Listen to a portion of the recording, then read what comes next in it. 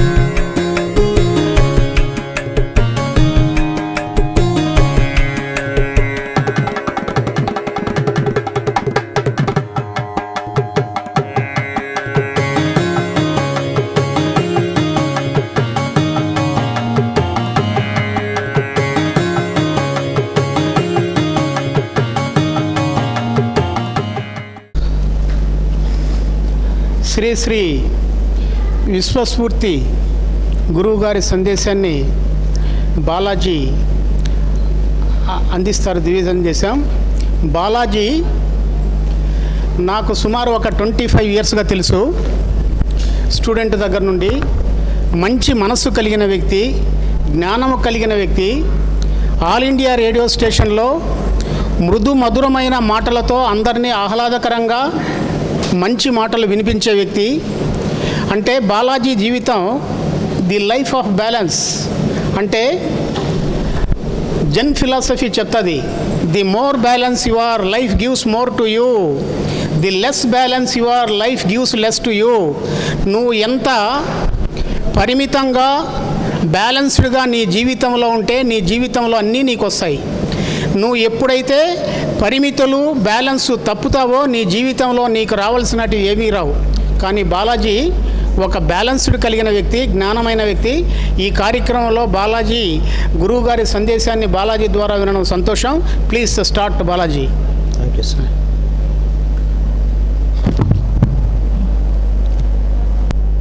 సర్వాంతర్యామి పూర్ణ గురుదేవులు శ్రీ శ్రీ శ్రీ గురు విశ్వస్ఫూర్తి వారి పాదపద్మాలకు నమస్కరిస్తూ వారి అనుమతితో ఈనాటి దివ్య సందేశాన్ని మీ ముందు ఉంచుతున్నాను.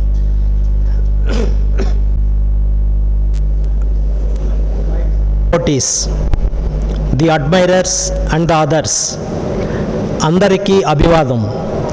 శ్రావణ పౌర్ణమి అభినందనలు, శుభాకాంక్షలు, ఆశీస్సులు కూడా. How are you all? Are you out of fear and free of the virus? May or may not be. Is it? It ought to be so. Howbeit, we ought to be alert and cautiously in case of the celebrity. మానవ చరిత్రలో ఓ dark అధ్యాయం పూర్తి కావస్తోంది. So please be with the fortitude and in serenity. The radical as well as the rational humanity and the theosophical spirituality are the essential essence for the human life. Recollect and review the precept that consists the practical philosophy and the religious humanity.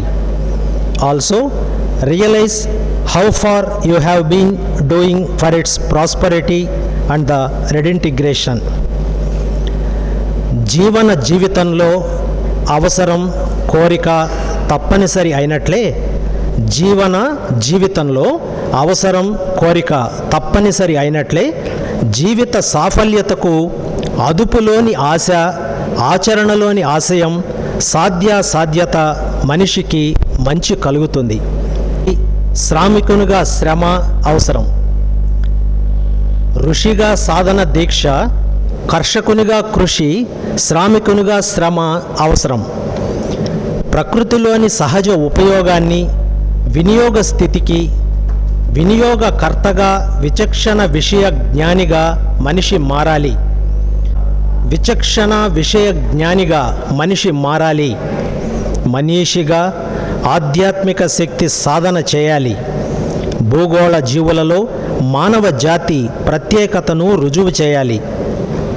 భూగోళ జీవులలో మానవ జాతి ప్రత్యేకతను రుజువు చేయాలి. ప్రకృతిలో మనిషికి అసాధ్యమైనది ఏదీ లేదని సాకారం చేయాలి. ఎన్నాళ్ళకైనా, ఎలాగైనా, ఎందరితోనైనా ఎవరెస్ట్ శిఖరానికి దారి పడింది సుమా. ధ్యేయంపైనే దృష్టి, కర్తవ్యంతోనే కృషి సాధన. ధ్యేయంపైనే దృష్టి, కర్తవ్యంతోనే కృషి సాధన. అదృష్టం, ప్రాప్తి, విధి ఇవి అలవాటు మాటలు. ఆత్మవిశ్వాసాన్ని తగ్గించి, కార్యభంగాన్ని కలిగించి, ఆశయ కృషిని ఆవిరి చేస్తాయి. అయితే ప్రకృతి ద్వంద్వంలో ఏదో ఒక్కటే సర్వం కాదు. అదృష్టం, ప్రాప్తి, విధి ఇవి అలవాటు మాటలు ఆత్మవిశ్వాసాన్ని తగ్గిస్తాయి, కార్యభంగాన్ని కలిగించి ఆశయ కృషిని ఆవిరి చేసేస్తాయి. అయితే ప్రకృతి ద్వంద్వమయం కాబట్టి ఈ ద్వంద్వంలో ఏదో ఒకటే సర్వం కాదు. అంటే ఎప్పుడూ సుఖమే ఉండదు, ఎప్పుడూ కష్టమే ఉండదు. వాస్తవం ఏదైనా ఓటమిలో ఓదార్పునిచ్చేది తన నమ్మకం. వాస్తవం ఏదైనప్పటికీ ఓటమిలో ఓదార్పునిచ్చేది తన యొక్క నమ్మకం. ఏ వ్యక్తికి ఆ వ్యక్తే తన నమ్మకం. అదృష్టం, ప్రాప్తి, విధి ఆ నమ్మకంలో భాగాలే. అయినా విధికి ప్రత్యేకమైనటువంటి ప్రాధాన్యత ఉంది, జరిగి తీరుతుంది అనేది మనిషి భావన. So distinguish and discriminate the distinction in between the destination to be reached and the destiny foreordained under the guidance of the terrestrial sense as well as the celestial imagining. By whom it is ordained? Is it intended only for the human beings? Is it a perpetuity?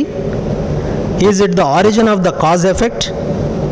Is it either effable or efficiable? The mutability is an inevitable and the universal law of creation, the divinity. So nothing is there out of the mutation. So nothing is there out of the mutation. No exception even to the destiny.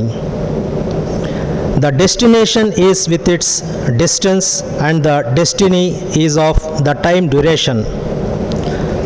భూగోళ వాతావరణ తాపంలో virus వృద్ధి చాలా ముఖ్యమైనటువంటి విషయాలు. భూగోళ వాతావరణ తాపంతో virus వృద్ధి, పరిసరాల కల్మషాలతో రోగకారక బ్యాక్టీరియా సమృద్ధి. భూగోళ వాతావరణ తాపంతో వైరస్ వృద్ధి, పరిసరాల కల్మషాలతో రోగకారక బ్యాక్టీరియా సమృద్ధి. తద్వారా నెగిటివ్ ఆలోచనలు, అత్యాశలు, కాంక్షలతో జీవిత ఆందోళన, అశాంతి ఇవి ఆధునిక నాగరికతను నడిపిస్తున్నాయి. మనిషి విషయ జ్ఞానం, సమర్థత యంత్రాలలో చేరిపోతున్నాయి. మనిషి యొక్క విషయ జ్ఞానం, సమర్థత యంత్రాలలో చేరిపోతున్నాయి. ఫలితంగా ఆకార మానవులే మానవ జాతికి ఆనవాలుగా మిగిలేది. అత్యంత ముఖ్యమైనటువంటి భవిష్యత్తులో ఏం జరగబోయేదన్నటువంటిది ఒక మాటలో ఇక్కడ చెప్పడం జరిగింది. Realise the self and rectify the fault. Corona virus తీవ్రత తగ్గినా దాని షాడో ప్రభావం కొంతకాలం ఉంటుంది. కరోనా వైరస్ తీవ్రత తగ్గినా దాని షాడో ప్రభావం కొంతకాలం ఉంటుంది. తగిన జాగ్రత్తలు అవసరం. శరీర వ్యాధి నిరోధక శక్తి వృద్ధికి యోగ సాధన కొనసాగించండి. కరోనా వైరస్ తీవ్రత తగ్గినా దాని షాడో ప్రభావం కొంతకాలం ఉంటుంది. తగిన జాగ్రత్తలు అవసరం. శరీర వ్యాధి నిరోధక శక్తి వృద్ధికి యోగ సాధనను కొనసాగించండి. శ్రావణ పౌర్ణమి సందర్భంగా జరుగుతున్న వేడుకలకు సహాయ సహకారాలు అందిస్తున్న ప్రతి ఒక్కరికి కృతజ్ఞతాపూర్వక నమస్కారం. అందరికీ దివ్య ఆశీస్సులు. సర్వేజన శ్రేయోభవంతు. విశ్వస్ఫూర్తి గురువు గారు.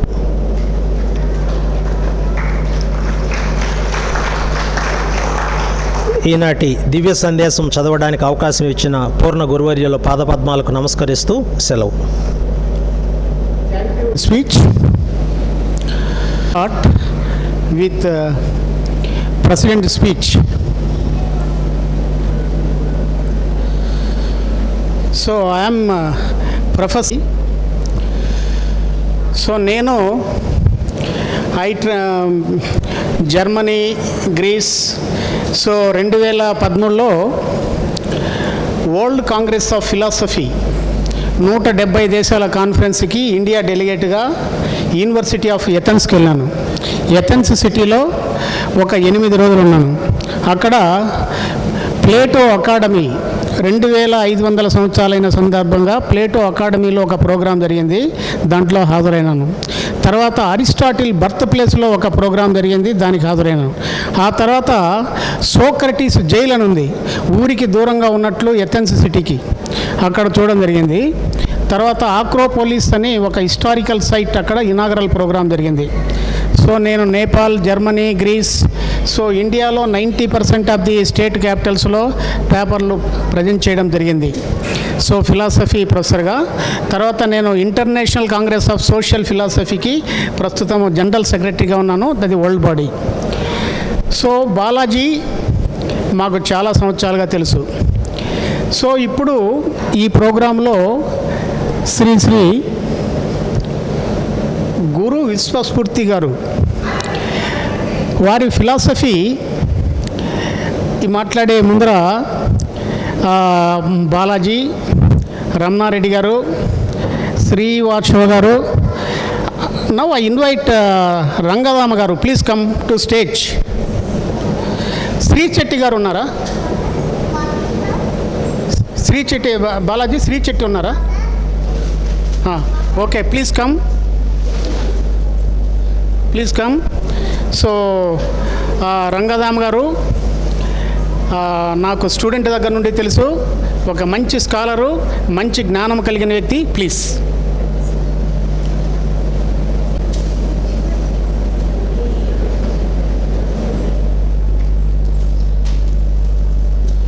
డాక్టర్ కె శ్రీనివాస్ ఉన్నారా? ఓకే. సో ఈ ప్రోగ్రాం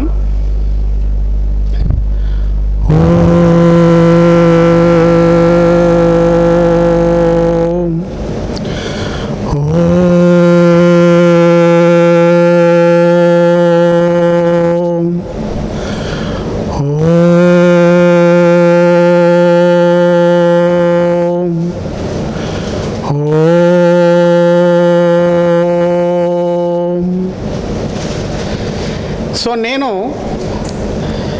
40 సంవత్సరాలుగా యోగా చేస్తున్నాను. నేను ప్రతిరోజు 4 గంటలకు లేస్తాను. ప్రతిరోజు 4 గంటలకే లేస్తాను. 4 నుండి 6 వరకు ఒక 84 ఎక్సర్సైజులు చేస్తాను, 34 యోగాసనాలు, 8 ప్రాణాయామము, 5 మెడిటేషన్స్, 27 ముద్రలు చేస్తాను. కొన్ని కాదు, ఒలింపిక్స్, ఏషియన్ గేమ్స్ టైప్లో ఉంటుంది నాది టైమింగు. 4:30 నుండి 5, 25, 5 to 5:30, మళ్ళీ 6 తర్వాత నిషేధము. 6:01 కూడా చేయడానికి లేదు యోగా.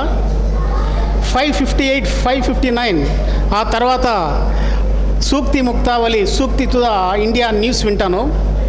తర్వాత మధ్యాహ్నము భోజనం చేసే ముందర ప్రాణాయామం, ధ్యానం చేసుకొని డిపార్ట్మెంట్లో భోజనం చేస్తాను. రాత్రి స్నానం చేసి ధ్యానము, యోగము చేసి భోజనం చేస్తాను. ఇది ప్రతిరోజు జరిగే ప్రోగ్రాం. సో నా జీవన విధానాన్ని చెప్పినాను. సో గురు విశ్వస్ఫూర్తి గారు చెప్పే ముందర మనకు ఒక 2 సిస్టమ్స్ ఉన్నాయి. ఒకటి యోగా, పతంజలి. రెండో సిస్టమ్ విజ్ఞాన భైరవ తంత్ర, ఆరిజన్. యోగా సిస్టంలో మనకు యమ, నియమ, ఆసన, ప్రాణాయామ, ప్రత్యాహరణ, ధారణ, ధ్యాన, సమాధి అంటే ఈ స్టేజ్లో ఆసనాలు, ప్రాణాయామం. ఇప్పుడు మన గురుస్ఫూర్తి గారు స్వామి ఫిజికల్ పర్ఫెక్షన్కి యోగాసనాలు చేయాలా, నీ మైండ్కి బ్రీతింగ్ ఎక్సర్సైజెస్ కావాలా. ఎందుకంటే మనిషి యొక్క జీవితం ఎంత minimum guarantee? Inhalation is life, exhalation is death. ఒక్కసారి గాలి పీలుస్తాం, గాలి వదులుతాం, అది డెత్. మళ్ళా పీల్చకపోతే మన పైన ఫోన్ చేస్తారు, సో మనకు లైసెన్స్ ఎక్స్పైర్ అయిపోతుంది. గాలి పీల్చడము, గాలి వదలడం. So breathing is a fuel for mind, brain. అంటే గాలి ఉంటేనే. అంటే ఇప్పుడు ప్రాణాయామం చేయడం వల్ల రెగ్యులేట్ అవుతుంది, బ్రెయిన్ సిస్టమ్ బాగుంటుంది, బ్లడ్ సర్క్యులేషన్ బాగా ఉంటుంది, హెల్తీగా ఉంటుంది. మెడిటేషన్, ఈ మెడిటేషన్ చేసే ముందర గురు విశ్వస్ఫూర్తి గారు ఎంత జ్ఞానమైన వ్యక్తి అంటే, మీకు ఒక స్క్రిప్చర్ ఉంది విజ్ఞాన భైరవ తంత్ర అని. దానిలో విజ్ఞాన భైరవ తంత్రాల్లో శివుడు పార్వతికి చెప్తాడు. పార్వతి శివుణ్ణి అడుగుతుంది, ఈ ప్రపంచంలో ఉండే దివ్య విద్యలు, శక్తి విద్యలు నాకు కొంచెం చెప్పు అని చెప్తుంది, ఒక ప్రియురాల్లాగా. అప్పుడు శివుడు పార్వతికి 112 మెడిటేషన్లు చెప్పినాడు. దానిలో breathing meditations, watching meditations, light meditations, dark meditations, emptiness meditations, living meditations, ఇలా రకరకాల మెడిటేషన్స్ ఉన్నాయి. వీటినంతా కూడా నేను బాగా అధ్యయనం చేసిన. ఒక 15-20 సంవత్సరాల క్రితం కొన్ని వందల ప్రోగ్రామ్స్, 1000-2000 మందికి అలా ప్రోగ్రామ్స్ ఇచ్చేవాడిని నేను. సో ఈ విజ్ఞాన ధైర్య తంత్రాల్లో ఉన్న ధ్యాన ప్రక్రియలు ఇప్పుడు గురు విశ్వస్ఫూర్తి గారు చేసే పద్ధతిలో శివుడి ఆరిజిన్లో మనకు విజ్ఞాన భైరవ తంత్రాల్లో థర్డ్ ఐ మెడిటేషన్ అని ఉంటుంది. అంటే మన శరీరంలో ఆత్మ ఎక్కడ ఉంటుంది? కాపురం, ఈ పీనియల్ గ్లాండ్ సెంటర్ దగ్గర ఉంటుంది. ఇక్కడ ఇది హౌస్ అన్నమాట మన ఆత్మకి. కానీ ఒక వ్యక్తి కానీ ఒక 3 నిమిషాలు కానీ ఈ కేంద్రం పైన కళ్ళతో కేంద్రీకరిస్తే ఈ పార్ట్ లాక్ చేస్తుంది కళ్ళని. ఆ తర్వాత ఆలోచనలు విపరీతమైన వేగంతో పోతాయి. ఆ తర్వాత వాచ్ చేస్తే, సైలెంట్గా చేస్తే వరాలు ఇవ్వడం కానీ, శాపాలు ఇవ్వడం కానీ ఇవంతా కూడా ఈ కేంద్రం ద్వారా జరుగుతుంది. హిప్నటిజం అంతా కూడా ఈ కేంద్రం ఆధారంగా జరుగుతుంది. ఇప్పుడు ఈ కేంద్రంలో మనము ప్రవేశించి ఏమి చెప్తే అది జరుగుతుంది. హిప్నటిజంలో కూడా చాలామందిని చేస్తూ యు ఆర్ డెడ్ అంటే అంతా చచ్చిపోతారు. 1952లో న్యూయార్క్ సిటీ కాలేజీలో ఒక మెడికల్ కాలేజీలో ఒక 52 మంది స్టూడెంట్లు వేసి హిప్నటిజం చేస్తుంటే యు ఆర్ డెడ్ అంటే 52 మంది చనిపోయినారు. ఇప్పుడు అమెరికాలో హిప్నటిజం చేయాలనుకుంటే పర్మిషన్ తీసుకోవాలా. సో ఈ హిప్నటిజము వరాలు ఇవ్వడము, శాపాలు ఇవ్వడము, దివ్య సందేశాలు పంపించడం అంతా కూడా ఈ కేంద్రం. ఇది శివుడి నేత్ర ధ్యానం అంటారు, శక్తి ధ్యానం అంటారు, థర్డ్ ఐ మెడిటేషన్ అంటారు, దీన్నే ఇంట్యూషన్ మెడిటేషన్ అంటారు. సో ఈ ఇంట్యూషన్ మెడిటేషన్ ద్వారా మన గురు విశ్వస్ఫూర్తి గారు ఈ మెడిటేషన్లో ఏకమైపోవడం వల్ల వారు ఏమి చెప్పితే జరుగుతుంది. కానీ విశ్వస్ఫూర్తి గారి యొక్క తాత్విక భావాలలో చాలా విలువైన విషయాలు కనపడతాయి అంటాం. సో ఇప్పుడు నేను అప్పుడప్పుడు విశ్వస్ఫూర్తి గారిని ఒక ప్రపంచ ప్రఖ్యాతిగాంచిన తాత్వికుడి యొక్క కోవలో మాట్లాడాలనుకున్నాను. ఎందుకంటే తెలుగు భాష, తెలుగు ప్రాంతంలో ఉన్నప్పటికీ ఒక విశ్వానికి సందేశం ఇచ్చే మహోన్నతమైన వ్యక్తుల యొక్క క్యాడర్లో వారిని తీసుకురావాలనుకొని అప్పుడప్పుడు గొప్ప వ్యక్తుల యొక్క రెఫరెన్స్ ఇస్తాను నేను. ఏమిటి అంటే గౌతమ బుద్ధుడు ధమ్మపదంలో ఏం చెప్తాడంటే, అన్నిటికీ అగ్రగామి మనసే, మనసే సర్వం, మనసే ముఖ్యం. చెడు మనసుతో పలికిన పలుకులు, చేసిన చేతలు చిరదుఃఖాలై ఎద్దుల గిట్టెల వెంబడి వచ్చే బండి చక్రముల వలె వెన్నంటోన్. ఈ ప్రపంచంలో అన్నిటికీ కారణము మనస్సు. నీ మనస్సులో చెడు భావాలు పెట్టినా, నువ్వు చెడు పనులు చేసినా నువ్వు నిరంతరము దుఃఖాన్ని పొందుతావు. ఆ దుఃఖము ఎలా ఉంటుందంటే, ఎద్దుల గిట్టెల వెంబడి వచ్చే బండి చక్రముల వలె వెన్నంటోన్. ఒక ఎద్దుల బండి ఉంటుంది, ఎద్దుల బండి ముందర ఎద్దులు ఉంటాయి, ఎద్దులు వెనకాల గిట్టలు ఉంటాయి, కాళ్ళు చక్రాలు గిట్టల వెంట పోతుంటాయి.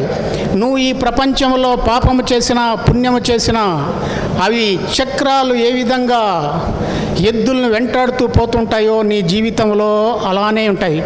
విశ్వస్ఫూర్తి గారు ఏం చెప్తారు? ఈ ప్రపంచంలో ఉండే నీ సంతోషానికి దుఃఖానికి కారణం నీ యొక్క కర్మ ఫలితం. నువ్వు మాట్లాడే మాట, నీ ఆలోచనలు, నీ పనులు నీ జీవితాన్ని నిర్ణయిస్తాయి. అందుకోసం విశ్వస్ఫూర్తి గారు ఏం చెప్తారంటే, నిరంతరము గమనించాలా, నువ్వు మాట్లాడేటప్పుడు గమనించాలా, నువ్వు ఆలోచన చేసేటప్పుడు గమనించాలా. ప్రతి ఒక్కటి గమనించడం ద్వారానే నీకు రక్షణ ఉంది. తర్వాత కర్మఫలం అంటే మనకేం చెప్తుంది? మాత్రమే చేయాలి. సో ధ్యాన ప్రక్రియలో ఇక్కడ విజ్ఞాన భైరవ తంత్రాల్లో మనకు రకరకాల ధ్యాన ప్రక్రియలు కనపడతాయి. ఇప్పుడు మీకు ఇప్పుడు మనము ఈ ప్రపంచంలో తిరగాలనుకొని, ప్రపంచమంతా నాకు తెలుసు అని చెప్పడానికి మనం మ్యాప్లు పట్టుకొని పోతున్నాం అనుకో, మనకేం కాదు. సో ఈరోజు సందర్భంగా ఇంకా ఒక 20 నిమిషాలు లోపల ఈ సందర్భంగా మన గురువు గారు, గ్రేట్ ఫిలాసఫర్ గురుస్ఫూర్తి గారు చెప్పిన సందేశానికి వారిని ఒక ప్రపంచ తాత్వికుడుగా నేను ఇంట్రడ్యూస్ చేయాలనుకున్నా. ఎందుకనంటే, సో ఈ ఫిలసాఫికల్ సర్కిల్స్లో మాకంతా యాక్సెస్ ఉంది కాబట్టి దీని గురించి కొంత అభివృద్ధి చేయడానికి ప్రయత్నం చేస్తాం. దీనిలో మీకు పెట్టాలనుకో, మీకు సినిమా చూపించినామనుకో, మంచి వంటకాలు, తర్వాత బొమ్మలు చూపించినామనుకో మీకు ఆకలి తీరదు. కాబట్టి మీకు భోజనం పెట్టాలా. నేను వచ్చిన సందర్భంగా మీకు ఒక 2-3 అయినా కానీ నాకు విజ్ఞాన భైరవ తంత్రాల్లో తెలిసిన 112 మెడిటేషన్లు, యోగాలో ఇవన్నీ ప్రతిరోజు చేస్తాను. నేను భయంకరమైన శక్తి ధ్యాన ప్రక్రియలంతా చేస్తాను. కానీ ఏమిటంటే నా జీవన విధానం, నేను దేవుడి దగ్గర నుండి కూడా ఏమీ కోరుకోను. ఏ గుడికి పోయిన తర్వాత కూడా దేవుణ్ణి ఏమీ అడగను. మనుషుల సంబంధాలలో కూడా ఏమీ కోరుకోను. తర్వాత ధ్యాన ప్రక్రియలో కూడా ఎలాంటి కోరికలు ఉండవు. అలాంటి కోరికలు లేని జీవన విధానంతో లాస్ట్ 40 ఇయర్స్గా చేస్తున్నాను.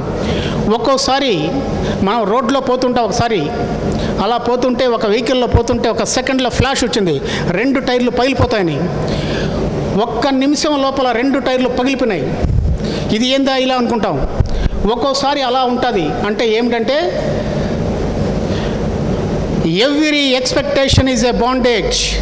Every expectation leads sooner or later to frustration. Expectation is a poison. Expectation destroys human relations.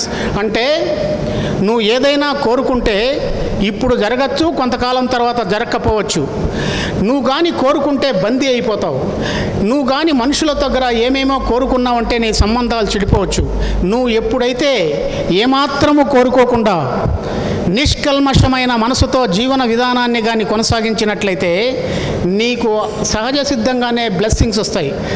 ఇప్పుడు గురుస్మూర్తి గారు ప్రేమపూరితమైన జీవన విధానం, ప్రేమ ఏం చెప్తారు గురుస్మూర్తి గారు? It is not sexual, it is not physical, it is the language of the soul. అంటే love without expectation and without possessiveness. ఏమాత్రము కోరుకోకుండా, ఏమాత్రము బంధము లేని స్థితిలో మనుషులపైన ప్రేమ చూపాల. ఎప్పుడైతే నువ్వు బంధము కోరుకోవడం జరుగుతావో నీ ప్రేమ ద్వారా నువ్వు బందీ అయిపోతావు. కాబట్టి మీకు ఈ సందర్భంగా స్మాల్ మాటల రూపంలోనే కాకుండా మీకు ఎప్పుడైనా మానసిక స్థితిలో ఇబ్బందులు వచ్చినాయంటే వెంటనే మీ మైండ్ చేంజ్ అయిపోవాలా. ఇవి ఏమిటంటే తంత్ర మెడిటేషన్స్ అంటారు. తంత్ర అనేది ఎట్లాంటిదంటే యోగా కంటే ఫాస్ట్గా ఇన్స్టెంట్ కాఫీ టైప్లో నీకు వెంటనే మైండ్లో రిజల్ట్ కనపడతాయి. అంటే సఫరింగ్ అవాయిడెన్స్ మెడిటేషన్ ఉంది. నీ మైండ్ వెంటనే చేంజ్ అయిపోవాలా. గంట తర్వాత కాదు, 10 నిమిషాల తర్వాత కాదు, సెకండ్లో చేంజ్ అయిపోవాలి మైండ్. దానికి ఒక మెడిటేషన్ ఉంది. ఎందుకనంటే ఈ సందర్భంగా ఒక 2-3 మీకు అలా రుచి చూపిస్తాను నేను. ఎందుకనంటే మన గ్రేట్ ఫిలాసఫరు ఎన్నో గొప్ప విషయాలు మనకు చెప్తున్న సందర్భంలో దీన్ని ఎలా చేస్తారంటే ఇది ఏదో ఒక టేస్ట్ లాగా నేను వచ్చిన సందర్భంలో నేర్చుకోండి. మీ మైండ్ చేంజింగ్ మెడిటేషన్, వెంటనే మైండ్ చేంజ్ అయిపోతుంది. బాధలు ఉన్నాయంటే అన్నీ చేంజ్ అయిపోతుంది. దాన్ని ఎలా చేస్తారంటే, చేస్తారా? ఇలా ఒకసారి ఇలా 2 వేలు పట్టుకోండి. నేను ఒక్కసారి చెప్తాను. 2 వేళ్ళతో చెవులు మూసుకోవాలి, కళ్ళు మూసుకోవాలి. ఏం చేయాలా? చెవులు మూసుకోవాలి, కళ్ళు మూసుకోవాలి. ఫుల్గా గాలి పీల్చాలా, అలా ఉంచుకోవాలా, నెమ్మదిగా వదలాలా. అంటే ఈ మైండ్ అంతా కూడా గాలిపైన ఆధారపడి ఉంటుంది. ఎప్పుడైతే ఇది విజ్ఞాన భైరవ తంత్రాల్లో శివుడి ఆరిజిన్లో ఈ ధ్యాన ప్రక్రియ చేసినామంటే, ఒక 4 నిమిషాలు చేసినామంటే మైండ్ చేంజ్ అయిపోతుంది. నువ్వు చాలా ఆత్మహత్య చేసుకోవాలని కోపంగా ఉండి బాధలుగా ఉండి ఎన్నో చిక్కుల్లో ఉంటే ఈ ధ్యాన ప్రక్రియ చేయగానే వెంటనే మైండ్ చేంజ్ అయిపోతుంది. దీన్ని ఒక్కసారి టెస్ట్ చూద్దాం. ఒక్కసారి చెవులు మూసుకోండి, ఇలా చెవులు మూసుకోండి. Please close your years. కళ్ళు మూసుకోండి, ఫుల్గా గాలి పీల్చండి, అలానే ఉండండి. నెమ్మదిగా గాలి వదలండి, ఇంకా గాలి పీల్చుకోకండి.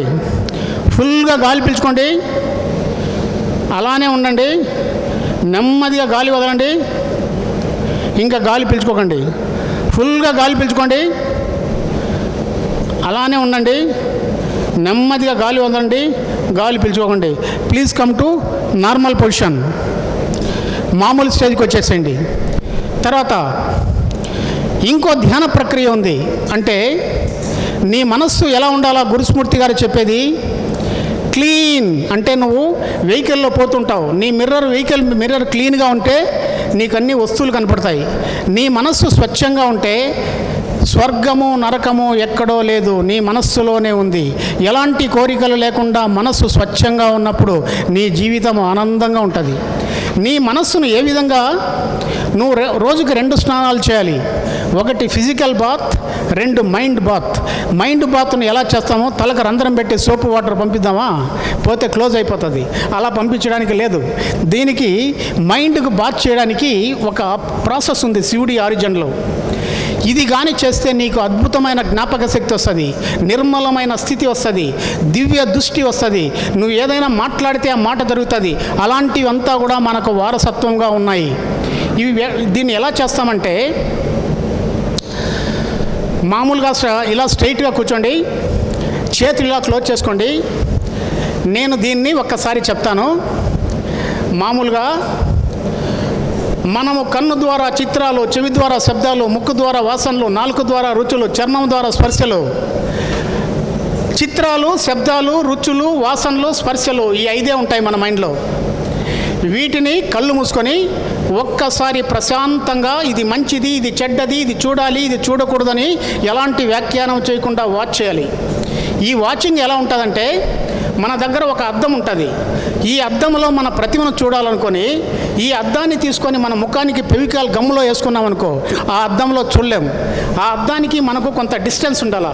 అలానే మన మైండ్లో ఉండే భావాలకి మనకు డిస్టెన్స్లో వాచ్ చేయాలా, గమనించాలా. గమనించేటప్పుడు ఇది మంచిది, ఇది చెడ్డది, ఇది చూడాలి, ఇది చూడకూడదని వ్యాఖ్యానం చేయకుండా నిర్మలంగా వాచ్ చేయాలి. వాచ్ చేయగానే ఎలా ఉంటుందంటే, ఎండలో ఐస్ క్రీమ్ పెడితే ఏ విధంగా ఐస్ క్రీమ్ కరిగిపోయి వెళ్ళిపోతుందో ఆ విధంగా నీ ఆలోచనలు కానీ గమనిస్తుంటే ఆలోచనలంతా నిశ్శబ్ద స్థితికి వెళ్ళిపోతాయి. అప్పుడు ఎలా అయిపోతుంది, మైండ్ క్లీన్ అయిపోతుంది. ఆ క్లీన్ మైండ్ స్టేజ్లో నీకు శక్తి వస్తుంది. కాబట్టి ఒక్కసారి చేతులు క్లోజ్ చేసుకోండి, చెస్ట్ స్ట్రైట్ చేసుకోండి, కళ్ళు మూసుకోండి. ప్రశాంతంగా నీ జీవితంలో జరిగిన విషయాలు నిర్మలంగా గమనించండి. ఆలోచన చేయకండి ఇది మంచిది చెడ్డది అనకుండా నీ మనస్సులోని ఆలోచనలు అంటే చిత్రాలు, శబ్దాలు, రుచులు, వాసనలు, స్పర్శలు ఇవంతా కూడా గమనించండి. ఇలా గమనించడం ప్రారంభిస్తే నీ మనసు చాలా నిశ్చలంగా తయారైపోతుంది. ఆ నిశ్చలమైన స్థితిలో నీకు చాలా ప్రశాంతత ఏర్పడుతుంది. ఆ ప్రశాంతమైన స్థితి నీకు సో మైండ్లో ప్రశాంతమైన స్థితిలో నీ మనస్సుని ఒకసారి గమనించండి. Please come to normal position. తర్వాత శ్రీ చెట్టి గారు, Srinivas. Now I invite doctor Srinivas గారు as a speaker, as a one of the guest for this. Welcome sir, please share. అంటే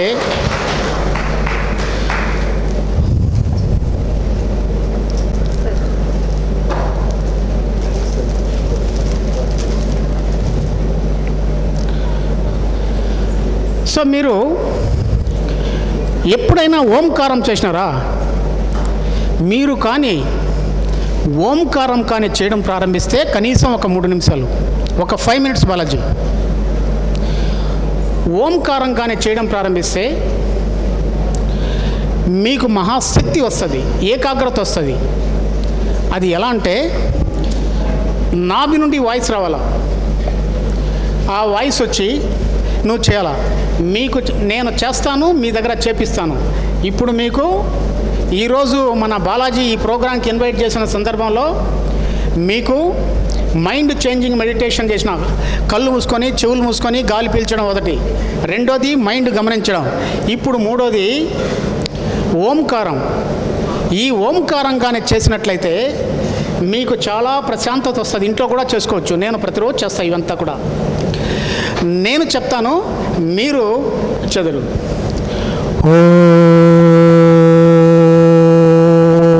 ఒకసారి చెప్పండి.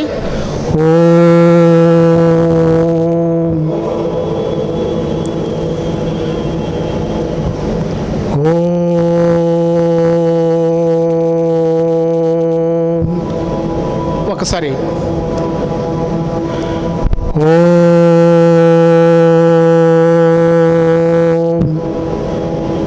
ఒక్కసారి అందరూ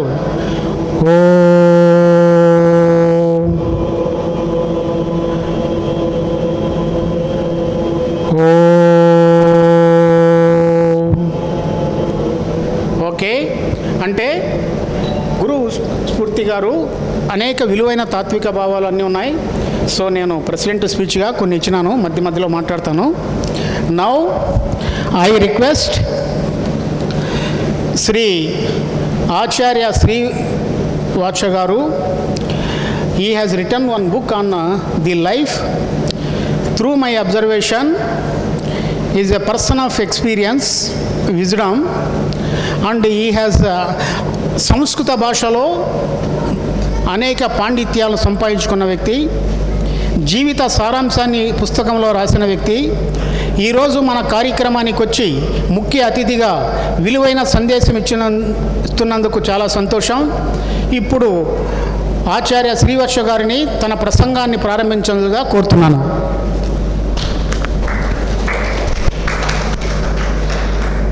హరి ఓం. అస్మత్ శ్రీ గురుభ్యో నమః. నన్ను ఆల్ ఇండియా రేడియోలో ఆ చిరంజీవి నాకు పరిచయం అయ్యాడు.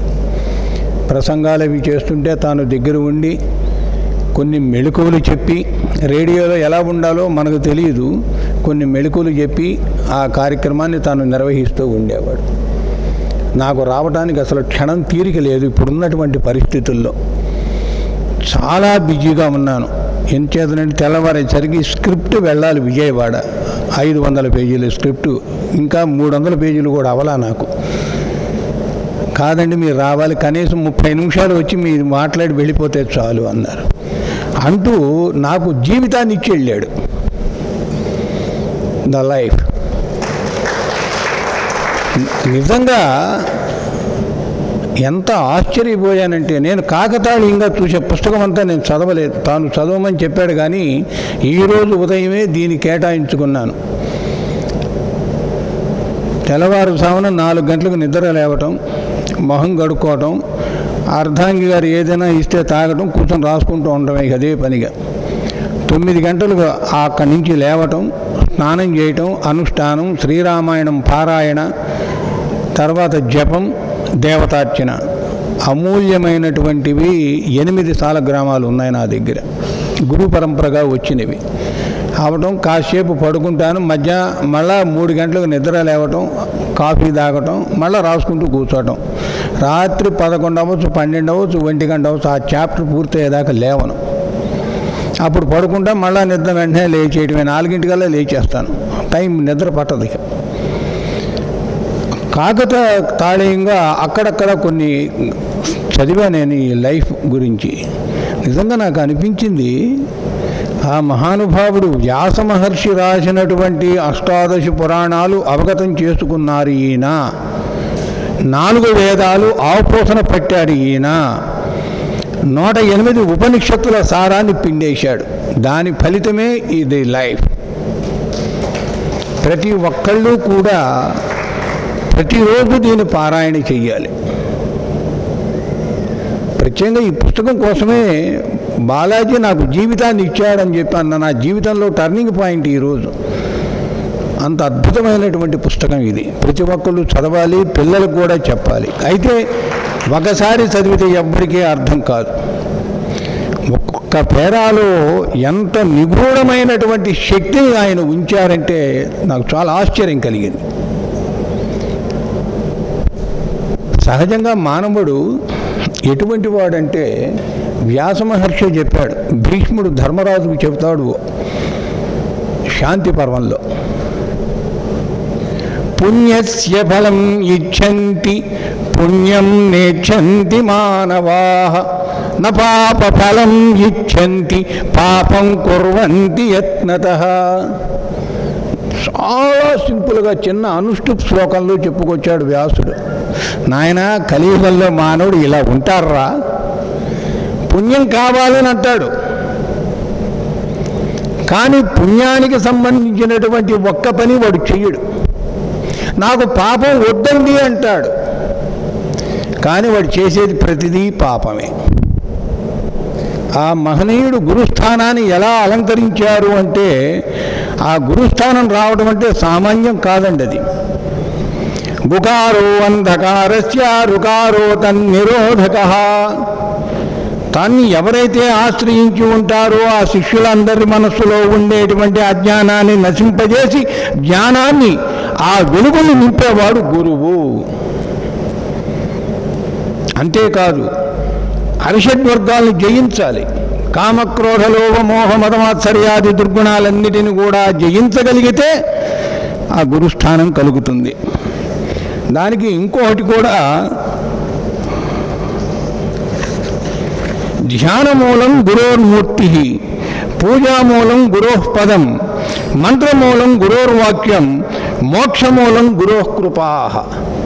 అది ఆ మహనీయుడి దగ్గర నుంచి మనం స్వీకరించాలి, చెయ్యాలంటే మన కర్తవ్యాన్ని చెబుతోంది.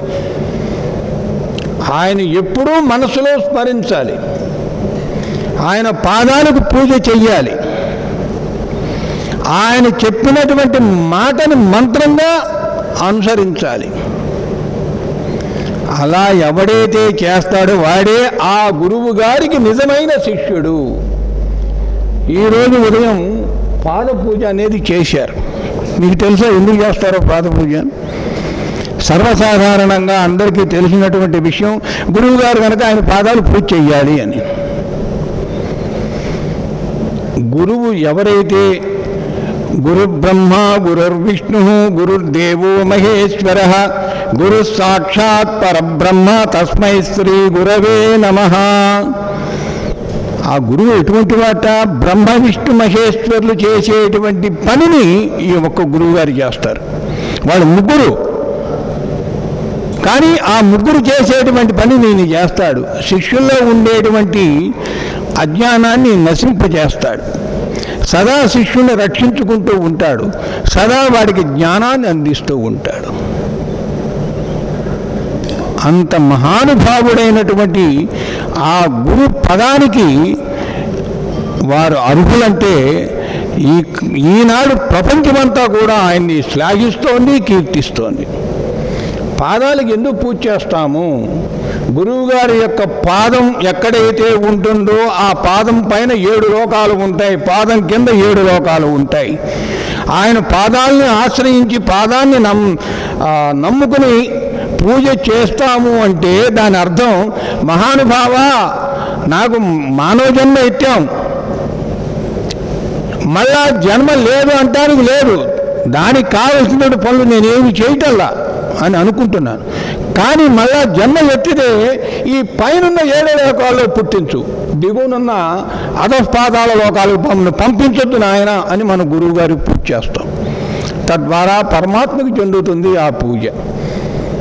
అందుకు గురువు గారికి పాద పూజ చేయటంలో అంతరార్థం అది. ఇంకా రెండవది,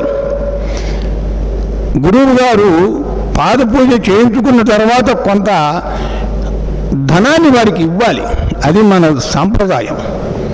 దాన్ని చెప్తారు ఆయన పుస్తకంలో ఒక చోట. మన సనాతన ధర్మమే సాంప్రదాయం. ఏమిటి మన సనాతన ధర్మం? బ్రహ్మ నుంచి వేదాలు, వేదాల నుంచి ఉపనిషత్తులు, ఉపనిషత్తుల నుంచి అష్టాదశ పురాణాలు, అక్కడి నుంచి మహర్షులు వాళ్ళు గ్రహించారు దాన్ని. ఆ మహర్షులు గ్రహించినటువంటి జ్ఞానాన్ని తర్వాతి తరం శిష్యులుగా అందించారు. వాళ్ళు క్రమక్రమంగా మన పెద్దల ద్వారా మనకు వచ్చింది ఈ జ్ఞానం. దాన్ని మనం రక్షించుకుంటూ మన తర్వాత ఉన్నటువంటి తరాలకు మనం అందించాలి. ఏమిటి అందించేది? ఇళ్ళు, ఆస్తులు, స్థలాలు, పొలాలు ఇవి కాదు, జ్ఞానం అందించాలి. ఆయన మహానుభావుడు చెబుతారు, భాషకు అక్షరాలు ప్రాథమికం, జీవితానికి బాల్యం అలాంటిదే, జన్మకు జీవితానికి ప్రారంభం తల్లిదే, మాతృభాష మాతృభూమి దానిలోనిదే, బిడ్డ సమీపత తల్లిదే, పుట్టిన బిడ్డ కన్ను తెరిచి తొలిసారిగా తల్లిని చూస్తే ధర్మిలా తండ్రి బిడ్డను చూడటం జరుగుతుంది ఆచార నియమంగా.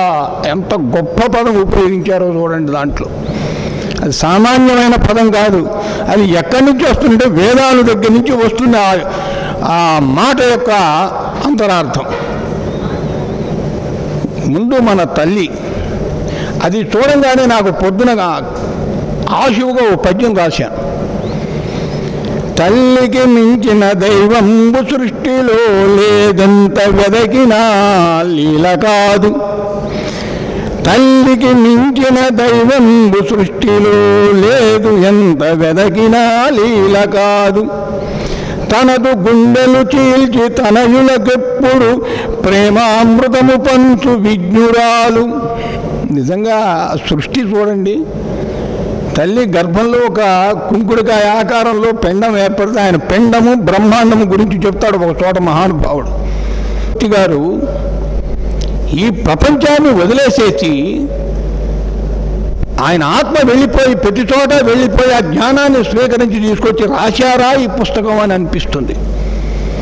విశ్వమంతా వ్యాపించి ఉన్నారా అని అనిపిస్తుంది ఒక్కొక్కసారి. ఆ తల్లి గర్భంలోంచి నెలలు వస్తున్న కొద్దీ ఆ పిండంగాలో ప్రాణం ఏర్పడి క్రమంగా అవయవాలు ఏర్పడి, ఇవాళ మన డాక్టర్లు అంతా చెబుతున్నారు గుండె, దానికి నాళాలు, ఇన్ని నాళాలు ఉంటాయి, కిడ్నీలు ఉంటాయి, జీర్ణశక్తి, దీనికి గొట్టాలు, ఇవన్నీ అర్థమయ్యాయి. ఇది మన వాళ్ళు చూసి చెబుతున్నారు. వీళ్ళు చూడకుండా మహానుభావుడికే తెలుసు. ఆ గర్భంలోకి ప్రవేశించి ఆ జీవ పిండోత్పత్తినంతా కూడా ఆయన గ్రహించారా అని అనిపించింది నాకు. లేకపోతే సామాన్యుడికి అది అందదది. మరి తల్లి గర్భంలో అన్ని అవయవాలు ఎలా ఏర్పడుతున్నాయి? భగవంతుడు ఉన్నాడు కనుక అక్కడ తల్లి గర్భంలో భగవంతుడున్నాడు, మనలోనూ ఉన్నాడు పరమాత్మ. మనల్ని ఎలా కాపాడుతాడు అంటే, మనం నిద్రపోతున్నాం, శరీరం ఆదమర్చిపోయి నిద్రపోతున్నాం, ఏం జరుగుతుందో మనకు తెలియదు, మన మీద ఏం పాకుతున్నాయో కూడా తెలియదు. తెల్లవారిన తర్వాత మెలకు వస్తే లేస్తాము, ఆహా మనం నిద్ర లేచాము. అంతేగాని ఆ నిద్రపోయినంతసేపు మనల్ని రక్షించేవాడెవడు? మనలో ఉండేటువంటి ఆత్మ. ఆత్మ పరమాత్మ అనేటువంటి దానికి తేడా ఆయన చోట చెప్పుకొస్తారు. ఆ ఆత్మే భగవంతుడు, మనలో ఉండేటువంటి పరమాత్మ. ముందు నీలో ఉన్న ఆత్మని నువ్వు తెలుసుకోవయ్యా, ఎదుటివాడి సంగతి తర్వాత చూద్దాం. బాధలందిగ మృంగి భావ్యంబుగా పెంచి లాలించి పాలించు లలితమూర్తి. ఇన్ని అవస్థలు పడుతుందండి ఆ బిడ్డలను పెంచడానికి. పుట్టినవాడంతా గొప్పవాడు కాదు, పుట్టినవాడంతా దుర్మార్గుడు కాదు, ఎవరు ఏమిటో కూడా తెలియనటువంటి పరిస్థితి. వాడు వీడు ఎవరైనా ఒకటిగానే ఉంటారు తల్లి దగ్గర. తనదు రక్తమును తనివి తీర క్షీరములుగా మలచి ఇచ్చు పుణ్యమూర్తి. తల్లి బిడ్డకి పాలిస్తోందంటే తన శరీరంలో ఉండేటువంటి రక్తం అంతా కూడా మారిపోతుంది. ఆ మార్చేవాడు ఎవడు? పరమాత్మ. శ్రాంతి లేనిది మరియు విశ్రాంతి లేని. ఆవిడికి విసుగుదల అనేది ఉండదు. శ్రాంతి అంటే విసుగుదల, శాంతి అంటే మా మనసుకు ప్రశాంతత కలగటం. శ్రాంతి లేనిది మరియు విశ్రాంతి లేని. ఆవిడికి అంతసేపు విశ్రాంతం అనేది ఉండదు. సరిగ్గా ప్రతి ఒక్క ఇంట్లో కూడా జరిగేటువంటి నగ్న సత్యం. పిల్లవాడి సంగతి అన్నీ చూసి వాడికి పాలు పట్టి నిద్రపుచ్చి ఉయ్యాలో పడుకోబెట్టి వచ్చి అన్నం ముందు కూర్చుంటుంది. 2 ముద్దలు తింటున్నా లేదో వాడు క్యా అని ఏడుస్తాడు. అదిట తల్లి నన్ను చూస్తుందా, నన్ను పట్టించుకుంటుందా, పట్టించుకోవటం లేదా అని పరీక్ష చేయటం కోసం ఆయన అరుస్తూ ఉంటాడట. మళ్ళీ దగ్గర వెళ్ళంగానే ఓ చీరు నవ్వి ఆవలించి నిద్రపోతాడు వాడు. తల్లికి కాబట్టి ఆవిడికి శ్రాంతి అనేది, విసుగుదల అనేది లేదు. అమ్మ ఒడియే తనయులకు అండదండ, ఇంటికి వెలుగునిచ్చడి ఇంటి ఆమె, ధరణిలో నడయాడడి దైవము. అమ్మ భూమి మీద నడిచేటువంటి దైవం అమ్మ. ముందు నీలో ఉన్నటువంటి ఆత్మ ఏమిటో, ఎవరో, ఎందుకు, నీ స్థానం ఏమిటో అని తెలుసుకోమంటాడు ఆయన విశ్వస్ఫూర్తి గారు. ముందు నీలో ఉన్నటువంటి దాన్ని నువ్వు తెలుసుకో. తర్వాత నీకు జన్మనిచ్చినటువంటి తల్లిని చూడు. తర్వాత ప్రపంచం సంగతి ఆలోచించేద్దాం. ఇంకోటి ఏంటంటే, యానిషా సర్వభూతానాం తస్యాం జాగర్తి సంయమి, యస్యాం జాగ్రత్త భూతాని సా నిశా పశ్యతో మునేహ. ఈ లక్షణం కలిగినటువంటి వారే శ్రీ శ్రీ శ్రీ గురు విశ్వస్ఫూర్తి గారు. ఏమిటి ఆ గొప్పతనం ఏమిటి అని అంటే, ఆ జీవులందరూ నిద్రపోయే సమయంలో ఆ మహానుభావుడు మెలకుగా ఉంటాడట. జీవులందరూ మేల్కొనే సమయంలో ఆయన అంతర్ముఖంగా అందరి ఆత్మల్లో నిండుకొని ఉంటాడట. ఆయన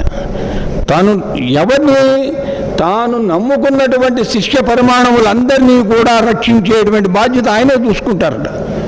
ఆయన నమ్మాలి, అచంచలమైనటువంటి విశ్వాసం కలిగి ఉండాలి, భక్తి శ్రద్ధలు ఉండాలి. అశ్రద్ధా పరమం పాపం శ్రద్ధా పాప విమోచని, జహాతి పాపం శ్రద్ధావాన్ సర్పో జీర్ణామివత్వచం. ఇది భారతంలోనే వ్యాసుడు చెప్పిందే. కొన్ని వేలు చెప్పాడండి వ్యాస మహర్షి. అన్ని శ్లోకాలు రాయడం కష్టం కదా. ఈయన చాలా చక్కని చిన్న చిన్న పదాల్లో చాలా అత్యద్భుతంగా ఈ జీవితం అనే పుస్తకంలో రాశారు. మనకు శ్రద్ధ ఉండాలి. ఆ శ్రద్ధ కనుక ఉన్నట్లయితే ఆ కుబుసం విడిచినటువంటి సర్పం ఎలా చైతన్యవంతంతో తిరుగుతూ ఉంటుందో, గురువు కూడా ఆ శిష్యుని అలా కాపాడుకుంటూ ఉంటాడట. కాబట్టి మనం ఈరోజు వచ్చాము, బాలాజీ గారు పిలిచారు, ఆయన ఫోటోలు పెట్టారు, కార్యక్రమం నిర్వహిస్తున్నామంటే మనం నేర్చుకోవాల్సింది ముఖ్యమైనవి ఏమిటంటే, నేనెవరు, నా స్థానం ఏమిటి, నేనేం చెయ్యాలి అనేది ముందు నీ గురించి నువ్వు తెలుసుకో. తర్వాత నీకు జన్మనిచ్చినటువంటి తల్లిదండ్రులను చూడు. ఆ తర్వాత గురువుగారి దగ్గరికి రా. ఆ గురువుగారి యొక్క గొప్పతనాన్ని గ్రహించాలి. పెద్దలు చెప్పేటువంటి మాటలన్నీ వినాలి. విన్నదాన్ని మనం అనుక్షణం కూడా మననం చేసుకుంటూ ఉండాలి. అది కూడా మహాభారతంలో జ్యోతి. ఎరుక కలవారి చరితలు కరచుచు సజ్జనుల కోష్టి కదలక ధర్మం బెరుకుచు, ఎరిగిన దానిని మరువక అనుష్ఠించునది సమంజస బుద్ధి. మనసు మంచి మనస్సు ఉండాలి. మనకు మంచి మనసు ఎలా వస్తుంది అంటే మనం ఆలోచన చెయ్యాలి. ఎప్పుడైతే నిష్కల్మషమైనటువంటి మనస్సు కలిగి ఉంటాడో వాడికి గురువు గారి యొక్క తత్వం తేలిగ్గా అర్థమవుతుంది. అంత తేలిగ్గా గురువు గారు అర్థం కాడు. ఆయన అర్థం చేసుకోవాలంటే అభ్యాసం ఉండాలి. ఈ అభ్యాసం రావాలంటే ఇందాక ఆయన ప్రొఫెసర్ గారు చెప్పారు, యోగా చేయాలి. యోగా చేసుకుంటూ వస్తే మనస్సు ప్రశాంతత కలుగుతూ ఉంటుంది, ఆరోగ్యకరంగా ఉంటుంది. ఆ కలిగినప్పుడు మా గురుదేవులు ఇది, ఆయన శక్తి ఇటువంటిది, ఆయన ఇలా మంచి విషయాలు చెప్పారు అనేటువంటి జ్ఞానం కలుగుతుంది. జ్ఞానం కలిగింది అంటే ఈ బాహ్య ప్రపంచాన్ని వీడు వదిలేస్తాడు. ఇక్కడ ఉన్నటువంటి ఈ జీవికి యొక్క బాహ్య ప్రపంచం ఏంటి? అరిషడ్ వర్గాలు, కామక్రోధ లోభ మోహ మదమాత్సర్యాది దుర్గుణాలన్నీ వదిలేసేస్తాడు. అవన్నీ వదిలేస్తే ఉంది పరమాత్మ వెంటనే మనకు ప్రత్యక్షం అవుతాడు. మనకు కోరిక అనేది ఉండకూడదు. మనకు ఉండవలసిన కోరిక ఏంటి? గురువు గారిని మనం ఏ రకంగా మనం సేవ చెయ్యాలి అనేటువంటి కోరికే ఉండాలి తప్ప లౌకికమైనటువంటి కోరికలు పనికిరాదు వీడికి.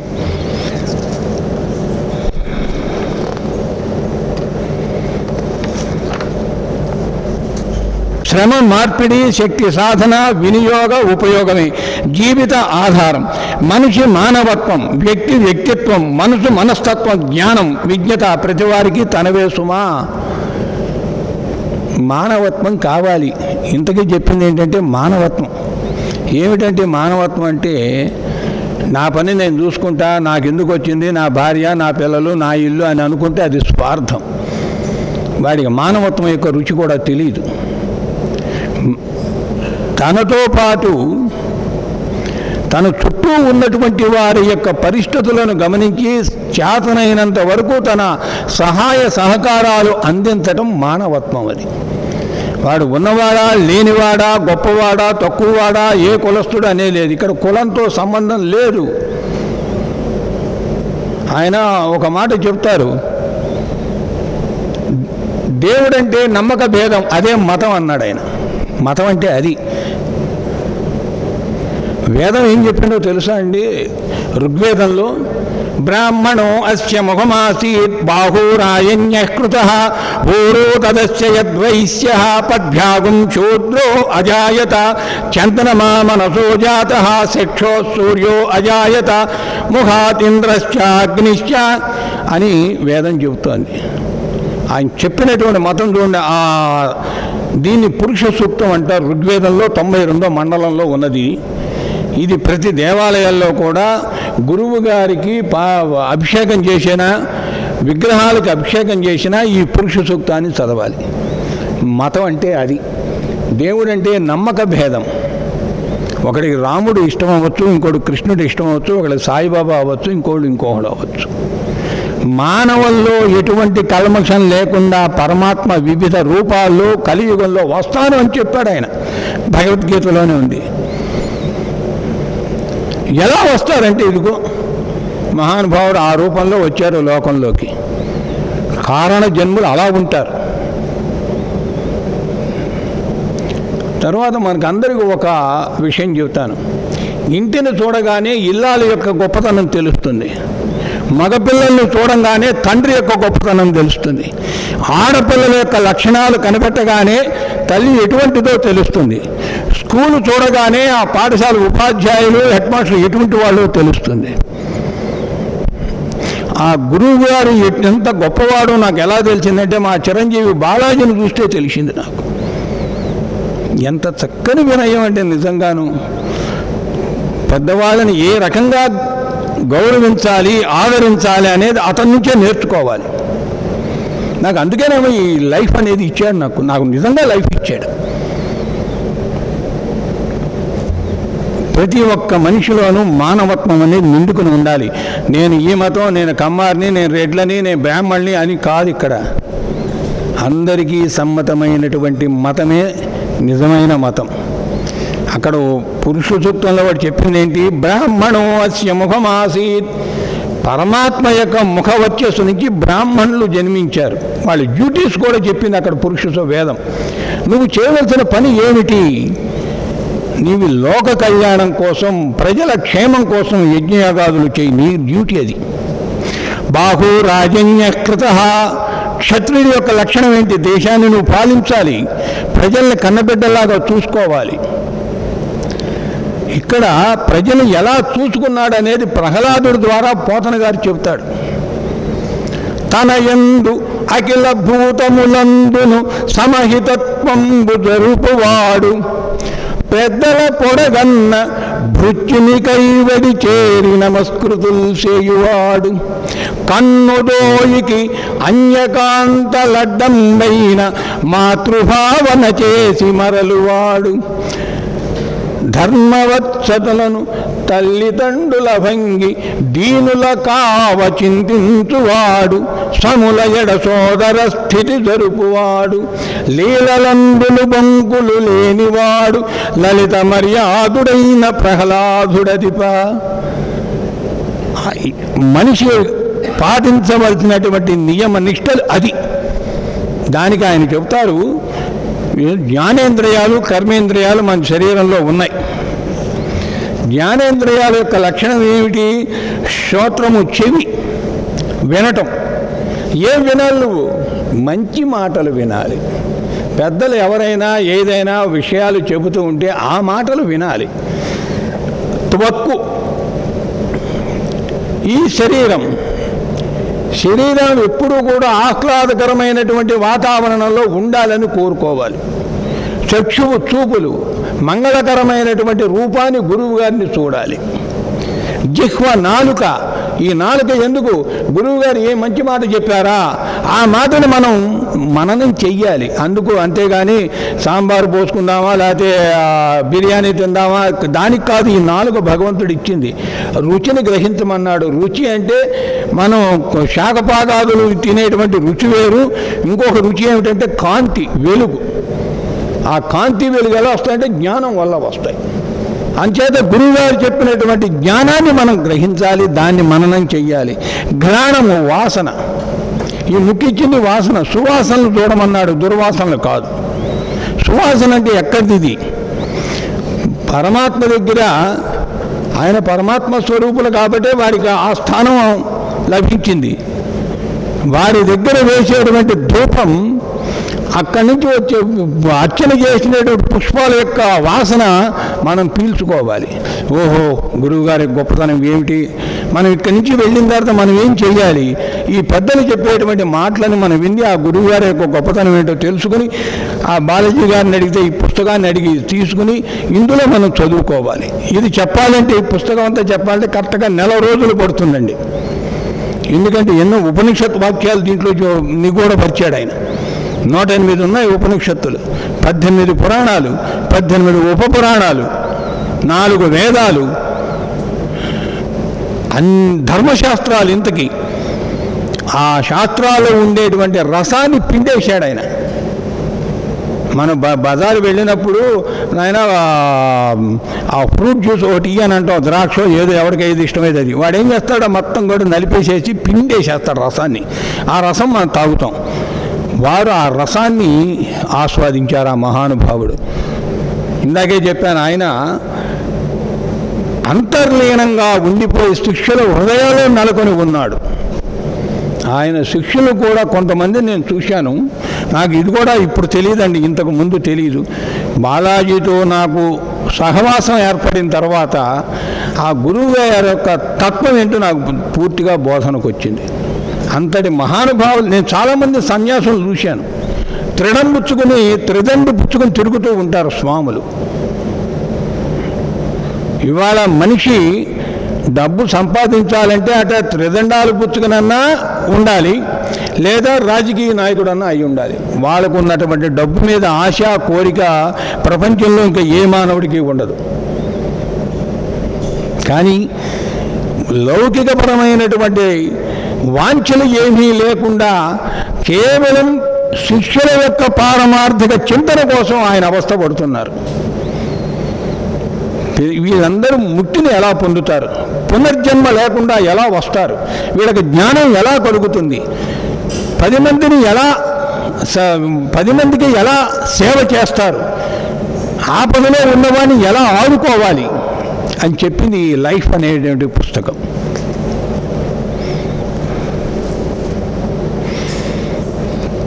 నాకు ఇంకా చెప్పాలంటే చాలా ఉన్నది. టైం కూడా చూసుకోవాలి, తర్వాత మాట్లాడేవాళ్ళు పెద్దలు ఉన్నారు. అన్నిటికన్నా ముందు అవకాశం ఇచ్చినటువంటి మా చిరంజీవి బాలాజీకి, ఈ సభాసదులకు, ఆహూతులైనటువంటి ప్రేక్షక మహాశయులకు ధన్యవాదాలు తెలుపుతూ కృతజ్ఞతలు తెలియజేసుకుంటున్నాను. స్వస్తి. సార్, జీవితము, జీవిత సత్యాలు, వేద సాహిత్యం, గురుస్ఫూర్తి గారి తాత్విక భావనలో, ప్రాచీన తాత్విక భవనంలో అనేక విలువైన విషయాలని అద్భుతంగా మనకు ప్రసంగం ద్వారా ఇప్పించారు.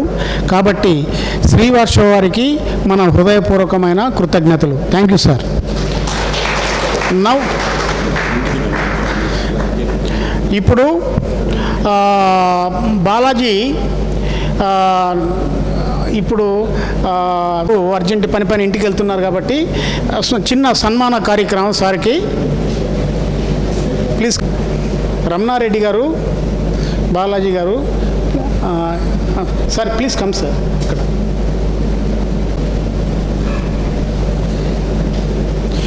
ఇప్పుడు రమణారెడ్డి గారు ప్రొఫెసర్ శ్రీవాత్సవ గారికి సన్మానం చేసినారు.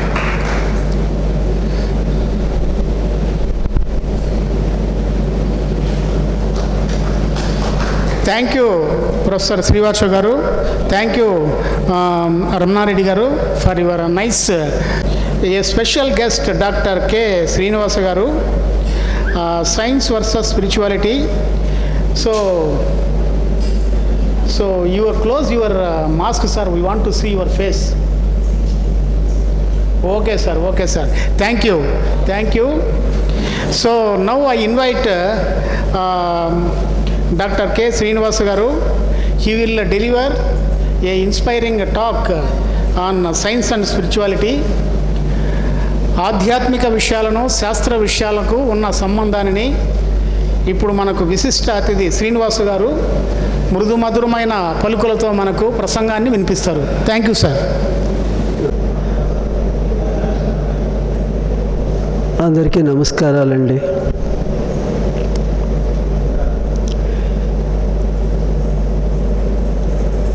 నేను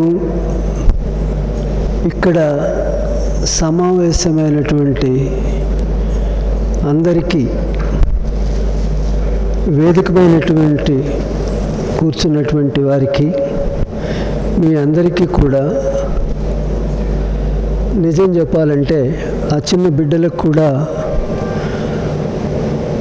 అందరికంటే జ్ఞానంలో చాలా చిన్నవాడిని. ఇందులో ఏమీ దాపరికం లేదు. బాలాజీ గారు ఒక 10 రోజుల కిందట నా దగ్గరికి వచ్చి విశ్వస్ఫూర్తి గారి పుస్తకాలను 2 ఇచ్చారు నాకు. లైఫ్ అనేది, ఇంకొకటి మనోప్రస్థానం అనేది. లైఫ్ అనేది ఇంకా చదవలేదు నేను. మనోప్రస్థానం అనేది సగం చదివినాను. చదివిన తర్వాత నాకేమనిపించిందంటే, గురువులు అయినటువంటి విశ్వస్ఫూర్తి గారు ఆది నుంచి అంతం వరకు విపరీతంగా విశ్లేషించి అచంచలమైనటువంటి పట్టుదలతో వారికి స్ఫురించినటువంటి ఆలోచనలను పుస్తకాల ద్వారా మన అందరికీ కూడా వ్యక్తపరిచినారు అని అనిపిస్తుంది. అది ఎంత డెప్త్ ఉందంటే, డెప్త్ అంటే చాలా లోతు అన్నమాట. ఎంత లోతు ఉంది అంటే, సామాన్యమైనటువంటి నాలాంటి మిడిమిడి జ్ఞానము తప్పడడుగులు వేస్తూ ఉండే ప్రజలు వాళ్లకు అవి అర్థం చేసుకోవాలంటే చాలా చాలా చాలా చాలా కష్టమండి. ఇది నా సొంత అనుభవం ద్వారా నేను ఆకలింపు చేసినట్టు సమాచారం అన్నమాట. నేను ముఖ్యంగా నా పరిచయం చేసుకోవాలి మొట్టమొదట. ఎందుకంటే విశిష్ట అతిథి అని చాలా పెద్ద టైటిల్ ఇచ్చారు. నేను జస్ట్ అతిథినే ఇక్కడ, అతిథి కూడా కాదు, ఒక చిన్న స్టూడెంట్ను. మీ దగ్గర నేర్చుకోవడానికని వచ్చాను నేను.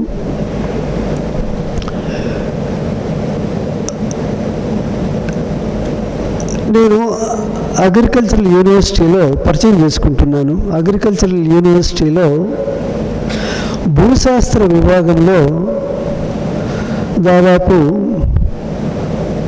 40 సంవత్సరాలు ఉద్యోగం చేసి 2006 జూన్ నెల రిటైర్ అవ్వడం జరిగిందండి.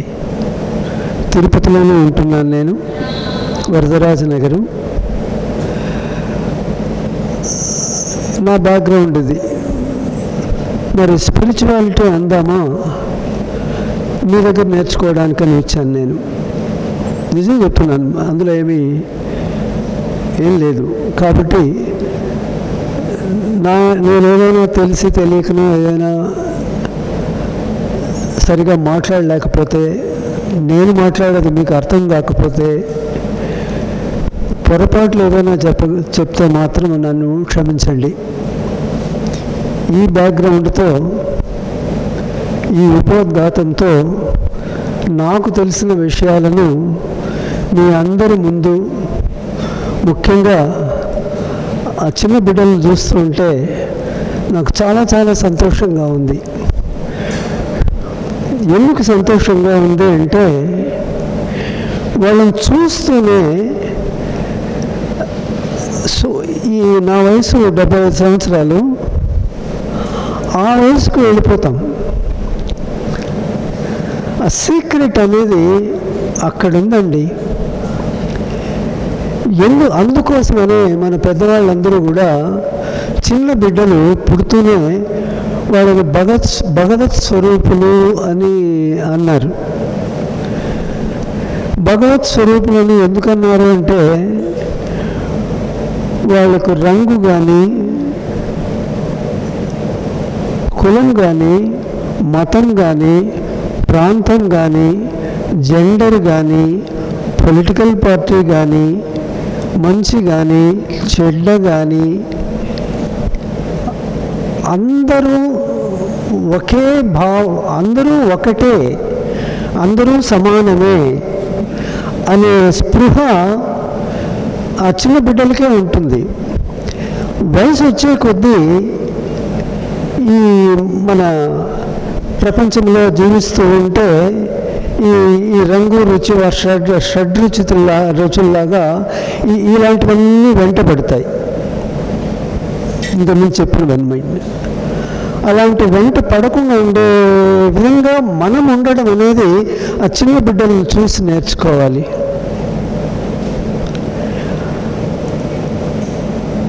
నెక్స్ట్ ఇంకా ఏంటంటే, వారు ఇంతకుముందు శ్రీవాస్తవ గారు చెప్పిన సూక్తులను కొంచెం నేను కూడా కొంత గ్రహించి మీతో నేను విన్నవించుకోదలుచుకున్నాను. నేను వారు ఏం చెప్పారంటే, బ్రాహ్మణ, క్షత్రియ, వైశ్య, శూద్ర అనే పదాలు వాడారు. అంటే వర్ణాలను గురించి భగవద్గీతలో కూడా వర్ణాలు అనేవి ఉన్నాయి. అది రాను ఏమైపోయిందంటే, ఈ వర్ణాలు అనేటివి ఒక తెగలుగా విభజించడం మొదలుపెట్టేశారు. మనుషులను డివైడ్ చేసి బ్రాహ్మణులు వీరు, క్షత్రియులు వీరు, వైశ్యులు వీరు, శూద్రులు వీరు అనే విభజన జరగడం అనేది అది రాంగ్ ఇంటర్ప్రిటేషన్, అంటే అది సరైన అర్థం చెప్పలేదు. భగవద్గీతలో ఉండే విషయం వేరు, వారు ఆ వర్ణాలను ఎందుకు చెప్పినారు అనే దానికి బ్యాక్గ్రౌండ్ వేరు అన్నమాట. యాక్చువల్గా ఏంటంటే ఇక్కడ నాకు తెలిసినంత చెప్తున్నాను, ఈ వర్ణాలన్నీ కూడా ప్రతి మానవుల్లో కూడా ఉన్నాయి. ఇంకోసారి చెప్తున్నాను నేను, ఈ వర్ణాలు బ్రాహ్మణ, క్షత్రియ, వైశ్య, శూద్ర వర్ణాలు అనేటివి ప్రతి మానవుల్లో కూడా ఉన్నాయి, ప్రతి మనిషిలో కూడా ఉన్నాయి. పర్సంటేజ్ శాతము వేరే కావచ్చు. కొంతమందికి బ్రాహ్మణత్వము 50% ఉండొచ్చు, శూద్రత్వము 10% ఉండొచ్చు. ఆ విధంగా పర్సంటేజ్ డిఫరెన్సే ఉంటుంది తప్ప మనుషులుగా కాదు ఆ వర్ణాలు అనేటివి. ఇది ముఖ్యంగా నేటి సమాజము ఆకలింపు చేసుకోవాల్సిన అవసరం ఉందండి. ఎప్పుడైతే ఈ విధంగా మనం అర్థం చేసుకుంటామో, బ్రాహ్మణత్వం కానీ క్షత్రియత్వం కానీ వైశ్యత్వం కానీ శూద్రత్వం కానీ ఇవన్నీ కూడా ప్రతి మానవుల్లో కూడా ఉన్నాయి అని ఎప్పుడైతే మనం అర్థం చేసుకుంటామో, గ్రహిస్తామో, అదే సత్యము, అప్పుడు మనకు ఈ తరతమ భేదాలు అనేటివి లేకుండా మాయమైపోతాయి. ఇంకా ఒకటి, సత్వగుణము, రజోగుణము,